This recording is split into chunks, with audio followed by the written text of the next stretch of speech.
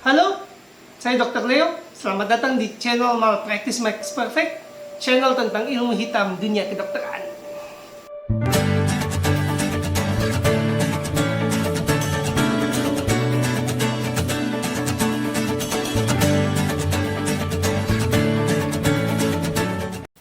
Kita masuk video ketiga tentang migrain. Video ketiga tentang migrain berjudul Seni Meracuni Pasien. Katakanlah, ini benar migrain. Tidak ada komplikasi yang lain. Kita hanya ngomong migrain. Sudah di CT scan, sudah di MRI, normal. Mungkin bahkan sudah di lumbar puncture, normal. Migrain bukan penyakit baru. Migrain ini sudah ada dari Indonesia merdeka. Sejak 70-an tahun yang lalu. Sejak tahun 1945-an, migrain diobati dengan opium. Opioid. Tramadol, kodein, morfin. Kemudian di tahun 60-an muncul namanya ergotamin. Kemudian di tahun 1990-an muncul obat yang namanya triptan. Kemudian di tahun 2010-an muncul obat yang namanya ditan, lasmiditan contohnya. Lalu di tahun 2010-an juga muncul obat botox untuk migrain. Kemudian di tahun 2015-an muncul kelas sumap antibody untuk CGRP. Kemudian di tahun 2020 muncul obat Gipant, reseptor antagonis untuk CRGRP.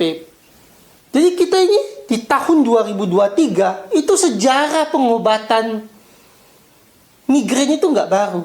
Sejarah pengobatan migrain sudah panjang. Dan lagi, kamu pasien, kamu yang penderita migrain, atau kamu dokternya mungkin yang nonton ini, kamu resepkan pasien di teknologi tahun berapa? Pertanyaannya gitu.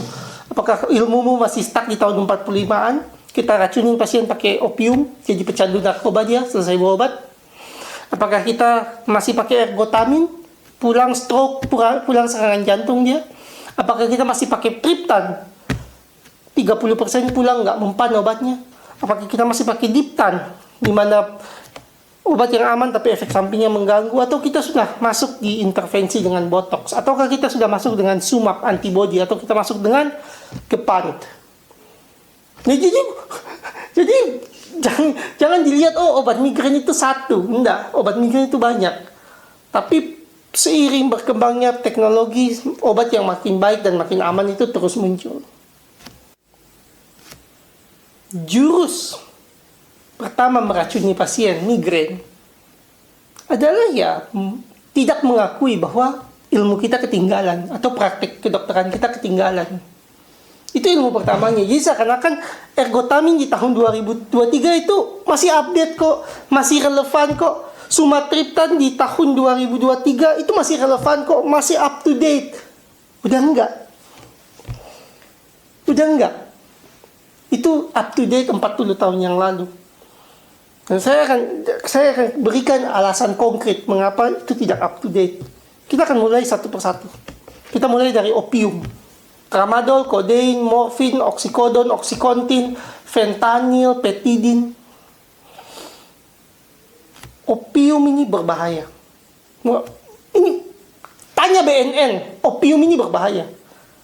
Opium mau dikasih dokter, mau dikasih lulusan SD, SMP, SMA, mengakibatkan kecanduan dan merugikan pasien, terutama pada kasus migrain. Ya, jadi untuk bilang opium berbahaya itu nggak kontroversial. Senjata sistem kesehatan karena pembiayaannya itu mepet, mempersuasi masyarakat bahwa apa yang diresepkan dokter aman. Seakan-akan kalau dokter ngasih opium itu tidak lebih aman daripada lulusan SD yang bukan dokter ngasih opium. Salah, sama-sama bahaya. Apa bedanya? Kita kan nggak punya kemampuan mengubah karakteristik obat. Opium pada migrain sangat berbahaya. Opium seperti tramadol, kodein, ini populer digunakan di Indonesia, terutama layanan tersier dan rumah sakit. Ketika pasien sudah nggak mempan mungkin dengan ergotamin, nggak mempan mungkin dengan NSAID, maka digunakan di layanan primer. Dengan mengandalkan satu hal, kalian nggak Google, kalian nggak baca tentang opium, kalian nggak konsultasi opium itu seberbahaya apa. Pada konteks migrain, selain mengakibatkan kecanduan narkoba, opium itu akan membuat kamu tidak bisa berhenti. Kamu akan ketergantungan obat ini secara fisik. Nyeri kepalamu akan tergantung. Kamu berhenti, nyeri kepalamu kambuh. Opium meningkatkan risiko kamu masuk rumah sakit dan meningkatkan risiko kamu balik ke UGD setelah dikasih opium. Karena nyeri kepala, karena migrain. Opium meningkatkan risiko MOH. MOH itu apa? Medication overuse headache. Atau nyeri kepala yang disebabkan penyalahgunaan obat nyeri. Nah, ini risikonya tinggi ketika kamu pakai opium. Di UGD, opium itu, atau tramadol injeksi, atau semua opium, jenis opiat, itu efeknya terhadap migrain lebih rendah dibandingkan triptan injeksi, lebih rendah dibandingkan ergotamin injeksi. Bahkan beberapa kasus lebih rendah dari NSAID injeksi.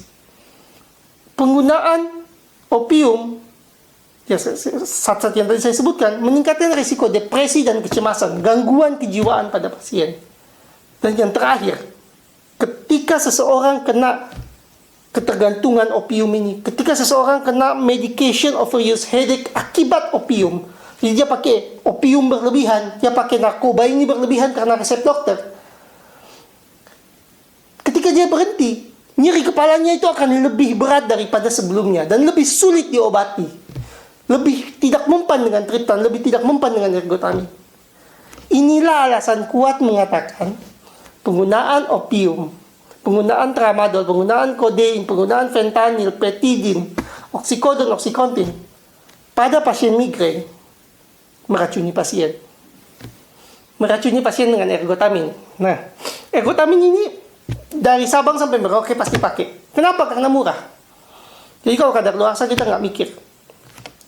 Ergotamin punya dua sediaan, tablet dan injeksi. Kita bahas dua-duanya karena dua-duanya racun.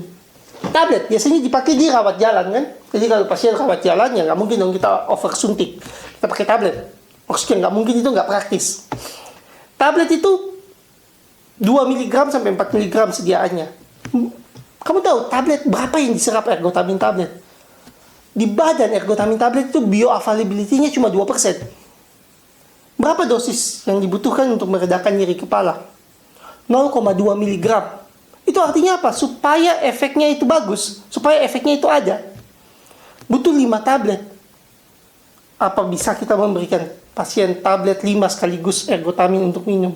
Bisa. Tapi apa yang terjadi? Jantungnya kena, pembuluh darahnya kena. Jadi pilihan kita kan dua yang berat nih dalam penggunaan ergotamin tablet. Kita kasih dosis biasa, dan dia akan diserap cuma 2% dan menjadi lebih tidak efektif. Atau kita kasih dosis besar, tapi organ yang lain, terutama pembuluh darah, hancur. Dan meningkatkan risiko stroke. Karena obat ergotamin ini meningkatkan risiko stroke. Jadi menggunakan ergotamin tablet ini, seakan-akan kita tidak paham farmakodinamik, tidak paham farmakokinetik. Ini obat yang buruk, dengan risiko yang besar. Stroke. Stroke itu besar risiko. Kita ke ergotamin injeksi. Ini biasanya populer di UGD. Jadi kalau orang sudah sakit kepala berat, punya riwayat migrain, ergotamin yang dipakai. Kenapa? Karena sumatriptan injeksi mahal. Ergotamin injeksi ini sangat berbahaya di UGD. Karena bisa instan membunuh pasien. Kita mundur sebentar. Kenapa kita pakai ergotamin tablet sih? Kenapa kita pakai ergotamin injeksi sih buat pasien migrain? Zaman dahulu ketika ergotamin ini ditemukan tahun 1960-an, dokter itu percaya bahwa sampai sekarang sebenarnya bahwa yang paling penting dari suatu proses migrain adalah pembuluh darah di otak itu membesar. Jadi tekanannya kurang, kita kasih obat namanya ergotamin supaya pembuluh darah itu mengecil dan tekanan itu bagus sehingga nyeri kepala itu berkurang. Ya, itu teorinya. Jadi kenapa kita pakai ergotamin? Kamu kebayang nggak? Kamu ke UGD, ternyata stroke dia, ternyata sumbatan pembuluh darah dia.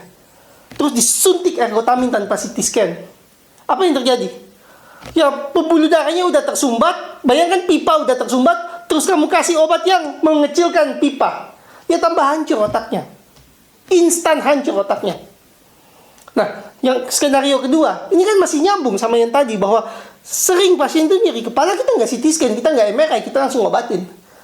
Bayangkan dia pendarahan otak. Pendarahan otak, kamu suntik ergotamin, pembuluh darahnya kecil, tekanannya tinggi, ya pendarahannya tambah cepat. Iya dong, pembuluh darahnya besar, debitnya keluar dikit-dikit terus kamu kasih obat yang tiba-tiba ngepres pembuluh darahnya, ya tekanannya tambah tinggi, pendarahannya secara teori tambah cepat. Apa akibatnya? Ya mati. Sama, entah pendarahan, entah sumbatan pembuluh darah, kalau salah diagnosis, migrain, stroke sebagai migrain, atau ternyata migrain yang diikuti stroke, atau stroke diikuti migrain, migrain kamelon, atau migrain bunglon, atau migrain mimik. Pasien mati. Kalau kamu kasih ergotamin ternyata dia stroke. Ini penting bahwa ergotamin tidak aman di UGD untuk pasien migrain. Kita sekarang membahas triptan, naik satu level. Triptan adalah obat yang ditemukan tahun 90-an. Jadi kalau Anda diresepkan triptan, jangan bangga. Jangan merasa bahwa ini obat yang terbaik. Enggak. Ilmu yang saya pakai buat meresepkan Anda sumatriptan itu tertinggal 30 tahun. Tahun 1990-an, sekarang tahun 2020-an. 30 tahun tertinggal ilmunya untuk pakai triptan. Triptan mekanisme kerjanya mirip ergotamin. Dengan kelebihan bahwa dalam penelitian belum ditemukan ada peningkatan risiko stroke karena pakai triptan. Meskipun demikian, kalau kamu punya risiko stroke, kamu punya risiko penyakit pembuluh darah, kamu punya risiko sakit jantung, kamu nggak boleh diresepkan triptan. Kenapa? Karena triptan mekanisme kerjanya sama kayak ergotamin. Ya, tentunya syarat ini berlaku buat ergotamin juga yang tadi. Tapi karena ergotamin udah racun, ya syaratnya otomatis diabaikan. Kamu kasih racun apapun kontraindikasinya ya tetap racun. Masa saya bilang kamu nggak boleh ngasih arsen ke pasien tertentu kan enggak, tetap racun ya. Tapi ya, balik lagi, triptan ini tidak ideal. Sudah tertinggal lama, sudah banyak diteliti, sangat bermasalah. Masalah utama triptan bukan di keamanannya. Seperti yang saya bilang tadi, belum ada penelitian yang membuktikan triptan ini mengakibatkan stroke. Tidak seperti ergotamin. Tapi, triptan efektivitasnya ini sangat terbatas. Saya ulangi, sumatriptan mungkin hanya 30% pasien yang mengalami pengaruh baiknya secara optimal. Sedangkan kalau eletriptan mungkin sekitar 37,9%. Kemudian triptan punya efek samping yang disebut triptan effect. Nah, triptan effect ini efeknya adalah nyeri dada kiri atau nyeri dada yang menyerupai serangan jantung yang akan buat pasien lari ke UGD menghabiskan banyak biaya untuk sesuatu yang sebenarnya tidak emergency. Tapi kan kita nggak bisa bedakan. Kita tetap harus ke UGD kalau triptan efek muncul. Jadi orang memilih untuk tidak mengkonsumsi triptan atas alasan tersebut. Lagi, efektivitasnya terbatas, efek sampingnya bisa serius. Serius dalam arti bukan mematikan, tapi serius dalam arti menghabiskan waktu dan energi dan biaya pasien. Kemudian triptan juga jarang dipakai karena punya kemampuan menyembunyikan masalah. Jadi, kalau seseorang punya tumor otak, seseorang punya pendarahan otak, seseorang punya sumbatan pembuluh darah di otak, kita kasih triptan, gejalanya akan membaik. Memberikan suatu masking effect, memberikan suatu pengelabuan kepada dokter dan pasien. Seakan-akan sakitnya sudah membaik, padahal menuju kematian atau cacat. Alasan ini juga yang salah satu faktor mengapa banyak dokter tidak menggunakan triptan, karena ya mengancam keselamatan pasien. Kamu kan nggak mau sakit nyerimu membaik, tapi keselamatan atau risiko cacatmu meningkat karena doktermu dan kamu tidak sadar bahwa sebenarnya kondisimu memburuk. Nah, kemudian triptan juga meningkat. Triptan merupakan obat yang paling sering disalahgunakan oleh pasien migrain. Jadi triptan ini seringkali digunakan pada dosis yang sangat tinggi, pada waktu dekat, atau triptan ini juga merupakan obat yang paling sering mengakibatkan medicine overuse headache. Saya ulang. Jadi triptan ini pada jangka pendek sering digunakan pada dosis yang tinggi oleh pasien secara mandiri. Dia minum satu, nggak mempan satu lagi. Kan aku bilang efektivitasnya terbatas. Apa akibatnya kalau kamu kasih obat yang efektivitasnya terbatas? Pasien akan nengak sendiri karena kan dia masa harus ke UGD, masa harus ngantri. Coba-coba. Pada jangka pendek ada risiko dia pakai obat dosis tinggi dan keracunan akut. Pada jangka panjang, pengguna triptan ini beresiko mengalami nyeri kepala diakibatkan oleh obat ini, oleh obat triptan ini.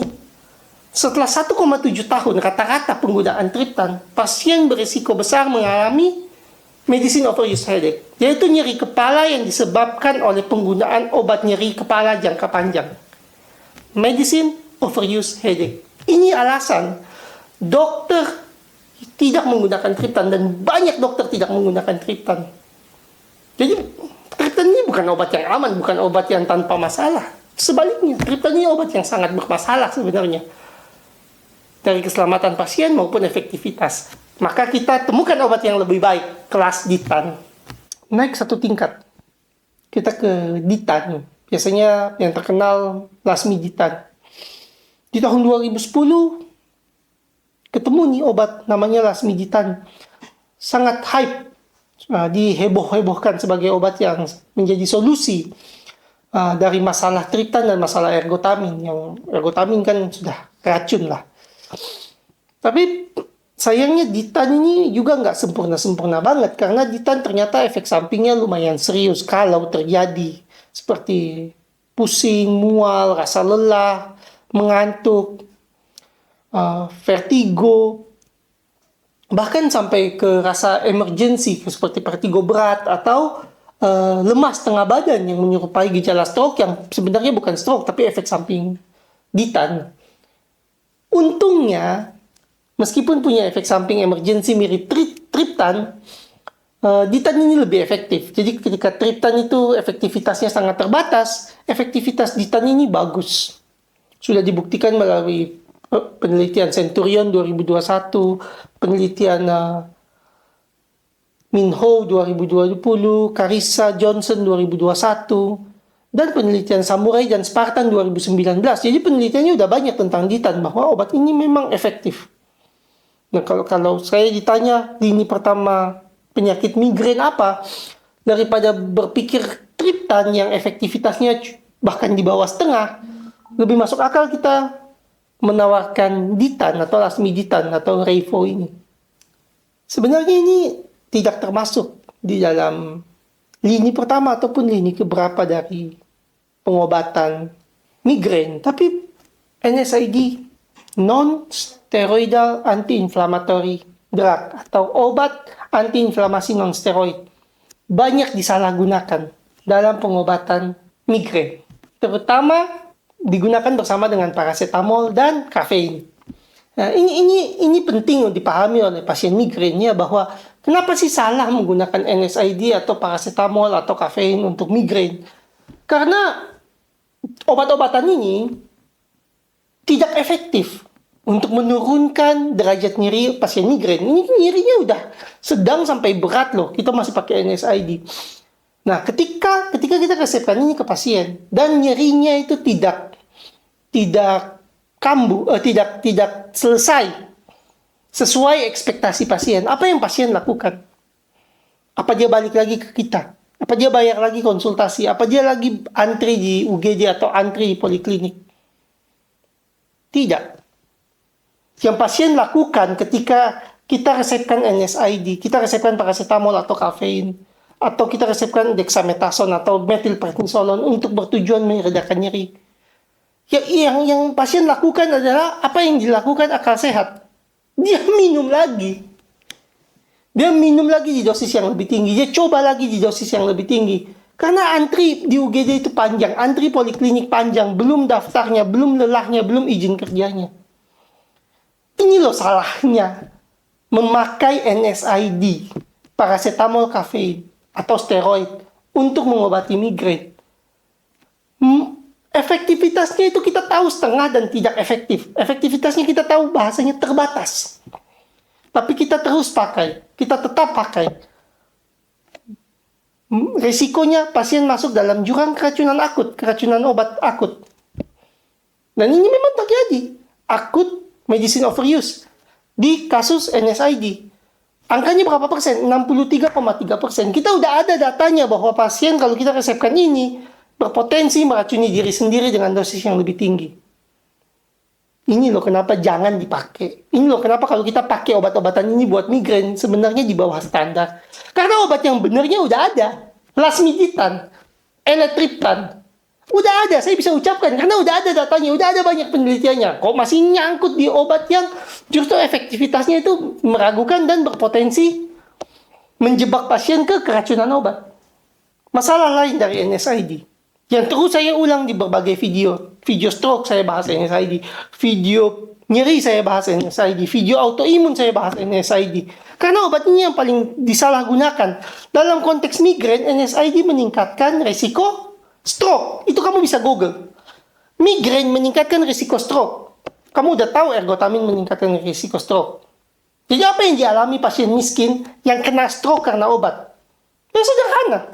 Dia ke layanan primer 6 kali. Setiap kali ke layanan primer dia dikasih NSAID, non-steroidal anti-inflammatory. Dia dikasih asam mefenamat, ibuprofen, ketokolak nggak mungkin, ketokolak terlalu mahal.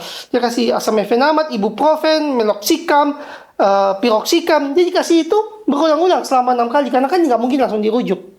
Begitu itu gagal, dan dia udah konsumsi dalam dosis tinggi, pembuluh darahnya udah rusak karena NSAID, dia dirujuk ke layanan tersier. Di layanan tersier dia dapat apa? Ergotamin tablet. Terus kalau dosis ergotamin tablet cukup tinggi, pasien migrain yang pembuluh darahnya sudah rusak karena NSAID, dia minum ergotamin, apa yang terjadi? Ya udah tinggal tunggu waktu serangan jantung atau stroke. Karena 3 obat ini meningkatkan risiko serangan jantung dan stroke. Di mana esensi pencegahannya? Nggak ada. Esensinya pasien merasa nyerinya hilang. Meskipun akhirnya ya mati atau cacat, bukan urusan kita. Itu loh bahayanya. Itu loh bahaya penyalahgunaan obat atau obat yang tidak tepat di penanganan migrain. Stroke. Yang mati siapa? Ya bukan saya. Ya pasiennya. Nah, ini yang terakhir nih, obat tahun 2015 ke atas, 2015-2020. Jadi, di tahun 2015 itu kita populer, ketahuan. Oh, ternyata migrain dan pembesaran pembuluh darah karena migrain itu difasilitasi oleh suatu zat yang disebut CGRP. Muncullah perusahaan-perusahaan farmasi yang membuat obat yang bekerja di reseptor CGRP ini. Nah, dibuat antibodi terhadap CGRP. Namanya golongan SUMAP, monoklonal antibody.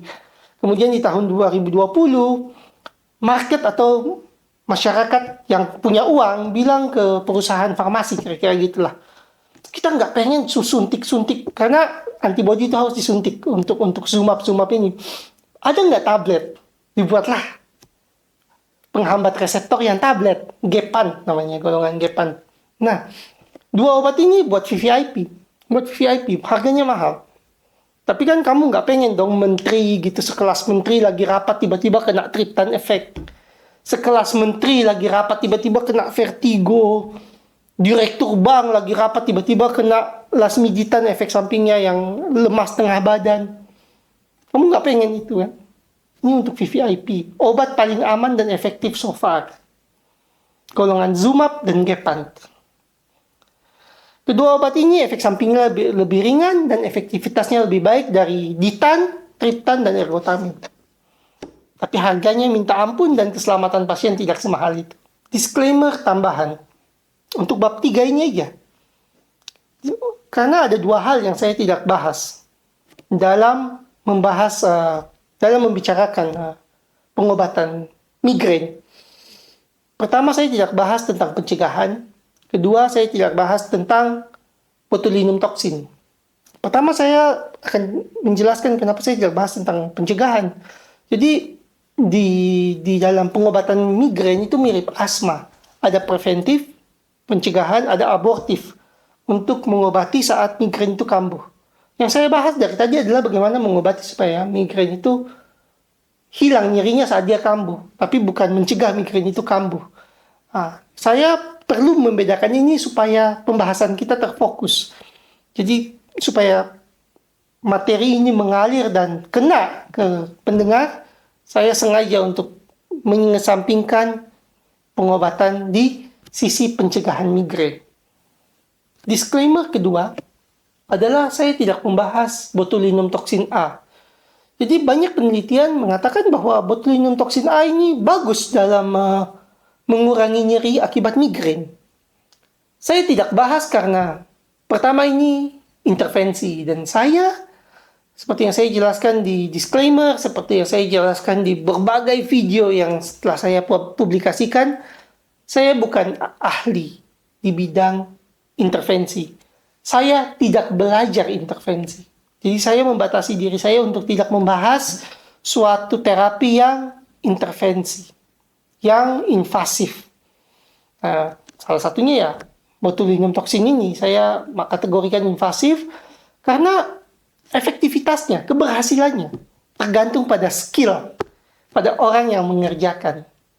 Ya, kalau orangnya mungkin baru belajar, titiknya salah atau titiknya bukan salah tapi tidak sesuai dengan yang optimal, mungkin hasilnya akan berbeda, sangat operator dependent. Kemudian cara menyimpan obatnya juga beda. Apakah obatnya ini disimpan dengan benar, terus mereknya apa, dari negara mana, itu semua membedakan efektivitas terapi, yang mana saya nggak mungkin tuangkan di sini. Nah, karena alasan tersebut, meskipun botulinum toksin ini efektif untuk migrain, tidak saya bahas dalam video ini. Terlalu abu-abu dan di luar kompetensi saya, di luar pembelajaran saya. Poin dari 3 video yang saya sudah buat sejauh ini sebenarnya sederhana. Kalau kalian punya migrain, kalian harus punya bukti bahwa tidak ada sakit yang lain. Kalian harus dapat obat yang benar, kalau kalian mampu beli, atau kalian dalam hak kalian dalam pertanggungan, atau dijanjikan akan dapat obat yang benar. Dan yang terakhir, bahwa kalian harus berkonsultasi dengan dokter spesialis bedah saraf.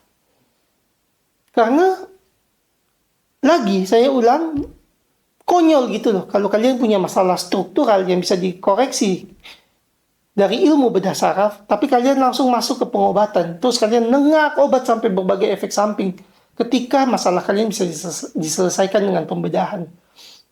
Ya, buktikan tidak ada kegawatan, dapat obat yang benar, konsultasi dengan spesialis bedah saraf. Jangan terus mengandalkan obat itu. Siapa tahu ada solusi bedah yang bisa dibuka. Terima kasih. Terima kasih telah menonton video Malpractice Makes Perfect. Tonton terus. Jangan lupa like, comment, share, dan subscribe. Saya berharap video ini tidak putus. Informasinya hanya di Anda, tapi Anda bisa terus membagikan video-video saya. Semoga dengan dibagikannya video ini, Anda bisa menyelamatkan kesehatan keluarga dan rekanan dan kenalan Anda. Sekali lagi, terima kasih.